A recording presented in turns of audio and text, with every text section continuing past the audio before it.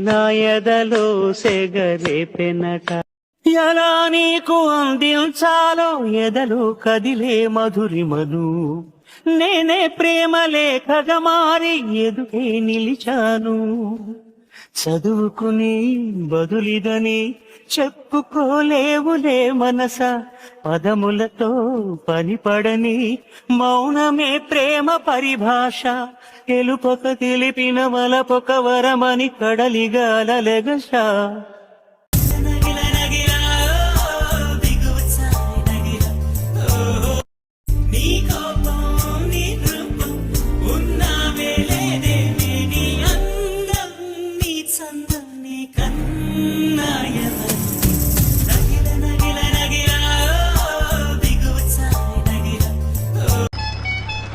Aishwarya hospital రసీదు తీసుకున్నావా?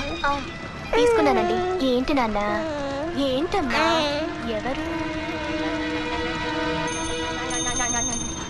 No.